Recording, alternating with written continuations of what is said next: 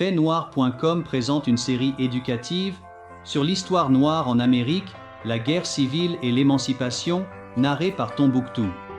Au printemps de 1861, les amères tensions régionales qui s'étaient intensifiées entre le Nord et le Sud au cours de 4 décennies ont éclaté en guerre civile.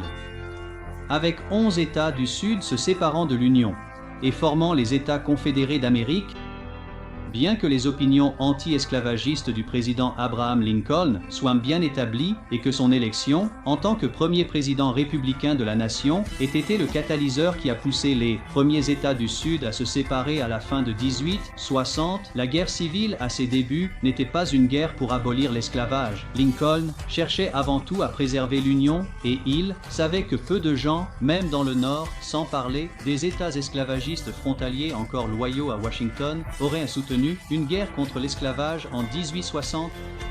Cependant, à l'été 1862, Lincoln en était venu à croire qu'il ne pouvait plus éviter la question de l'esclavage longtemps. 5 jours après la sanglante victoire de l'Union à Antietam en septembre, il a émis une proclamation d'émancipation préliminaire. Le 1er janvier 1863, il a officialisé que les personnes asservies dans tout État ou parti désigné d'un État en rébellion seront alors, dorénavant et pour toujours libres.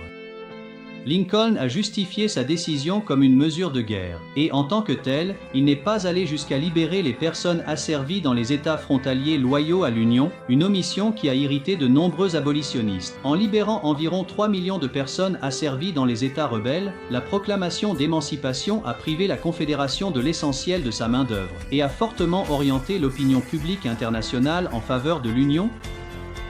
Environ 186 000 soldats noirs rejoindraient l'armée de l'Union d'ici la fin de la guerre en 1865 et 38 000 ont perdu la vie.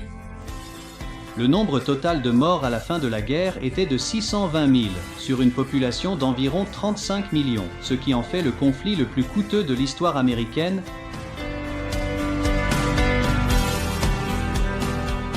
Pour en savoir plus sur l'histoire noire en Amérique, visitez www.faitnoir.com.